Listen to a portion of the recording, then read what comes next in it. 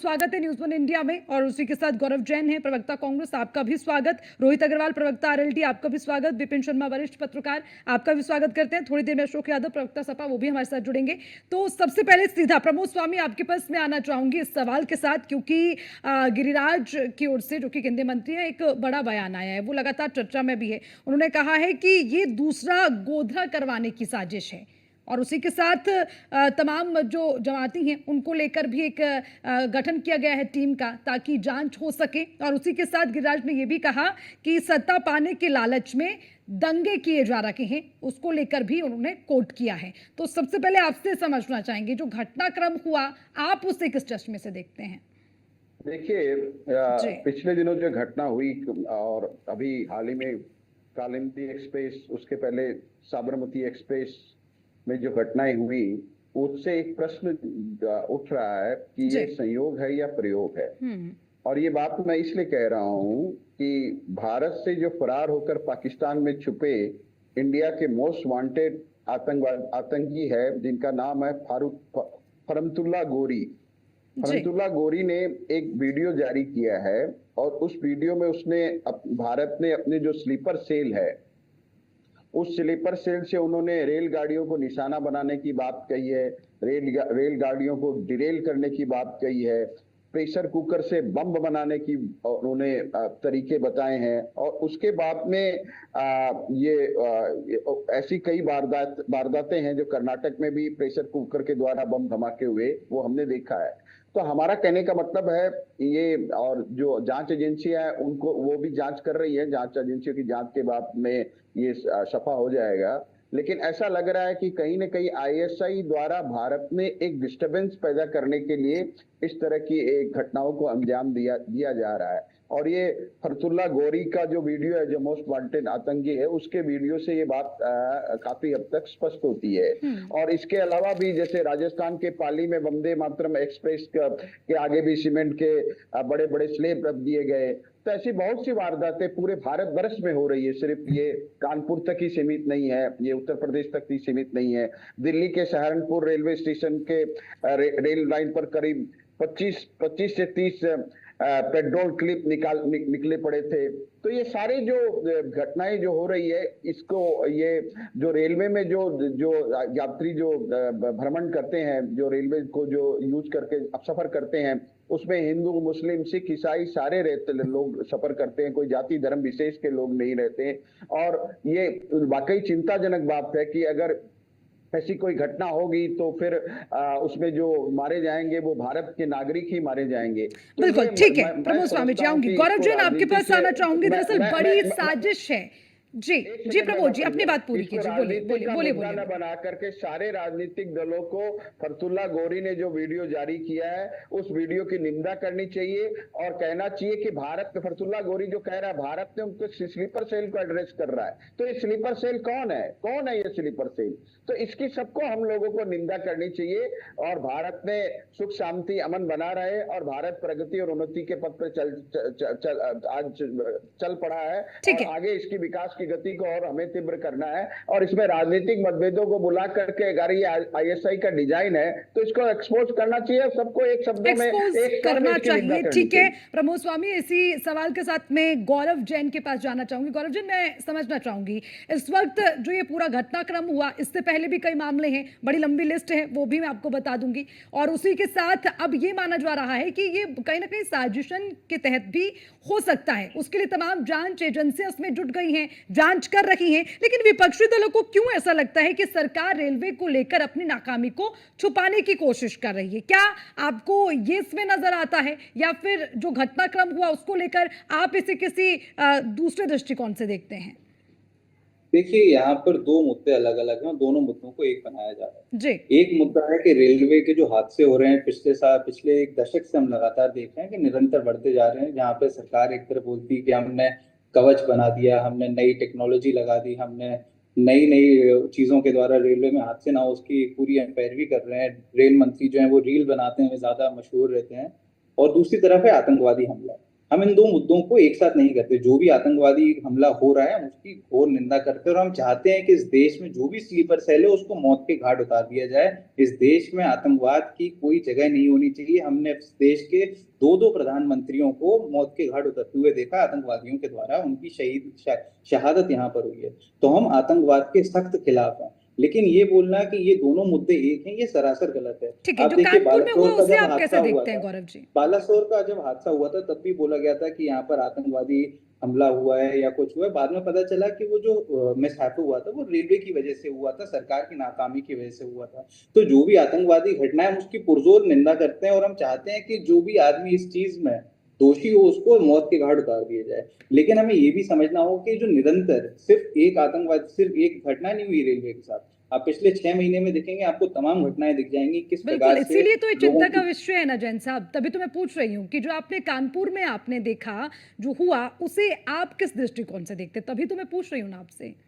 देखिए, दृष्टिकोण जो है वो एनआईए की जांच के बाद पता चलेगा कि इसमें आतंकवादी हमला हुआ है कि नहीं हुआ। अगर हुआ है तो हम चाहेंगे कि जो भी आतंकवादी हैं उनको सख्त से सख्त सजा मिले, और जो भी लोग लिप्त हैं उनको मौत के घाट उतार दिया जाए। लेकिन अगर उसमें कोई आतंकवादी हमला नहीं हुआ, अगर उसमें सिर्फ और सिर्फ नाकामी दिखती है सरकार की या किसी चीज की, तो हम सरकार से बोलेंगे कि आप जवाब दी उसकी जवाब दीजिए, और यहाँ पर आके संसद में आके बताइए कि क्यों ये बार बार जो घटनाएं हो रही हैं वो आपके सामने आ रही हैं। जब आपके पास रेल मंत्रालय जो है वो भाजपा के पास है, गृह मंत्रालय भाजपा के पास है, उत्तर प्रदेश में सरकार भाजपा के पास है, पुलिस जो है वो भाजपा के पास है, तो ये सारी चीजों को हम पार्टी का मुद्दा बनाना नहीं चाहते, लेकिन किसी ना किसी आदमी को तो जिम्मेदारी उठानी पड़ेगी और बताना पड़ेगा कि ये चीजें क्यों हो रही हैं। जैसे बिल्कुल बताया सही। गया कि संयोग है या जिम्मेदारी उठानी प्रयोग। भी चाहिए और इस तरह की घटनाएं ना हो, क्योंकि ये तमाम देखिए बड़ी आबादी है, तकरीबन तकरीबन अगर जो आंकड़ा मैं लगाऊं 22 करोड़, 22.5 करोड़ के आसपास आवाम है जो आवागमन करती है। रेलवे लाइन उनके लिए लाइफ लाइन है, लेकिन अगर वो खतरे की घंटी बन जाए तो ये चिंता का विषय है, और इस पर बिल्कुल जिम्मेदार लोगों को लेनी भी चाहिए। वापस अर्चना आऊंगी, अर्चना जी, वापस आऊंगी। अर्चना जी, एक सेकंड में लेना चाहूंगा जी आपसे। जी। अर्चना जी, ऐसा है कि इन्होंने कहा कि ये अपनी नाकामी छुपाने के लिए इस तरह की बात करते हैं, कांग्रेस के प्रवक्ता ने कहा। तो मैं सिर्फ एक सेकंड लेना चाहूंगा आपसे बोलिए कि बोलिए। 2004 से लेके 2014 तक, हालांकि मुझको ये कहना नहीं चाहिए, फिर भी इन्होंने मजबूर किया है मुझको बोलने के लिए।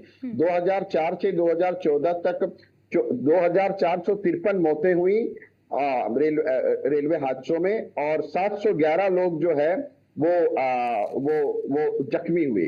और 2014 से 2023 के बीच में 781 मौतें हुई, और 638 जो लोग हैं वो इसमें ये हादसे के शिकार हुए। तो तो क्या ये आप इस आंकड़े से क्या दर्शाना चाहते हैं आप? डाटा के हिसाब से भी मैं कहना चाहूंगा कि 10 वर्ष में इनका जो परफॉर्मेंस था उससे एनडीए का परफॉर्मेंस काफी बेहतर है।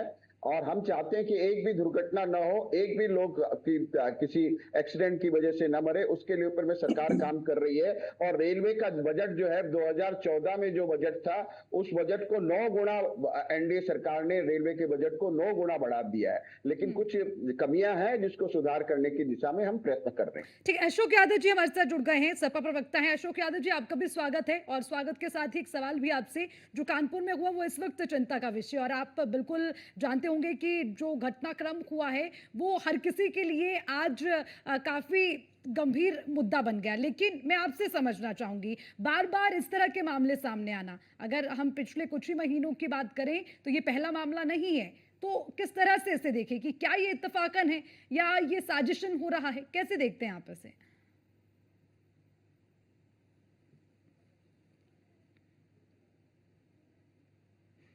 अशोक यादव जी, आप अनम्यूट कर लीजिए, आपकी आवाज नहीं पहुंच पा रही है।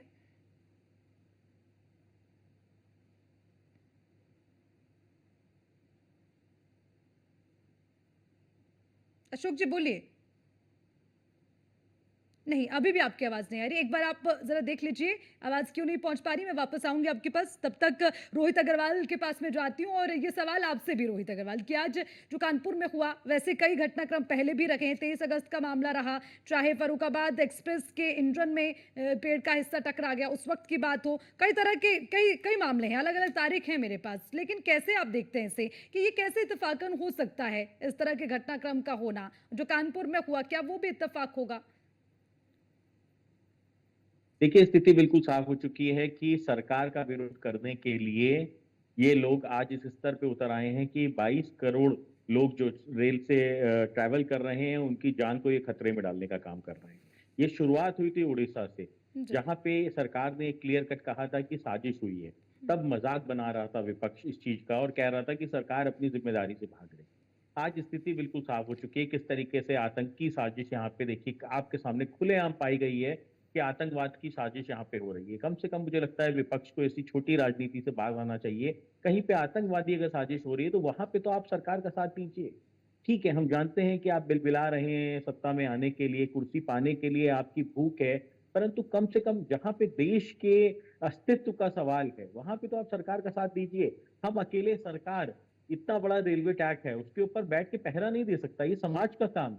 इसमें हमें अपोजिशन की भी मदद चाहिए कि अगर इस तरीके की कोई साजिश हो रही है तो उसके ऊपर कहीं ना कहीं आप हमारे साथ आइए, कंधे से कंधा मिला के खड़ा होइए, क्योंकि हर जान खाली सरकार की जिम्मेदारी नहीं है, आपकी भी जिम्मेदारी है। बिल्कुल। हर जान एक हिंदुस्तानी की जान है, ना वो धर्म देखती है कि ट्रेन में ट्रैवल कौन कर रहा है, ना वो जाति देखती है। तो ऐसी स्थिति में कम से कम अगर कहीं पे क्लियर कट है कि आतंकवादी साजिश हो रही है या शरारती तत्व इस तरीके की घटनाएं कर रहे हैं।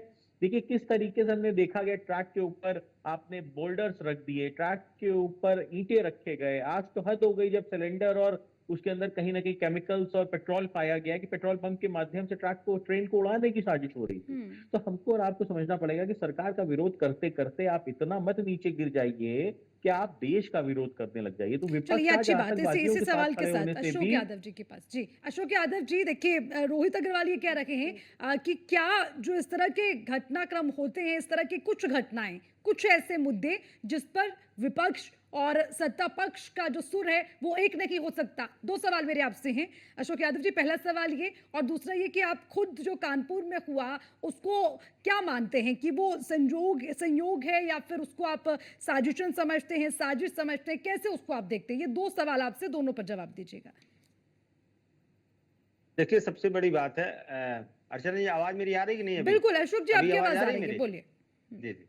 देखिए, जो कानपुर की घटना का जिक्र आपने किया, ये जी। घटना या कानपुर की हो या हिंदुस्तान के किसी कोने में घटी हुई हो, हम्म। चाहे वो घटना किसी शरारती तत्व के द्वारा की जा रही हो या कोई आतंकवादी गतिविधि हो या ट्रेन का कोई मैनेजमेंट सिस्टम इसमें फेल्योर है, जिस भी वजह से घटनाएं हो रही हैं, इसमें भारतीय लोगों की जान को खतरा है, भारतीय रेलवे की संपत्ति को खतरा है और इसकी जिम्मेदारी समाज के साथ साथ मुझे लगता है कि इसकी जिम्मेदारी से सरकार को बचना नहीं चाहिए। सरकार को आगे बढ़ के अपनी जिम्मेदारी का निर्वहन करना चाहिए और जिम्मेदारी लेनी चाहिए कि हमारी चूक की वजह से इस तरह घटनाएं हो रही हैं।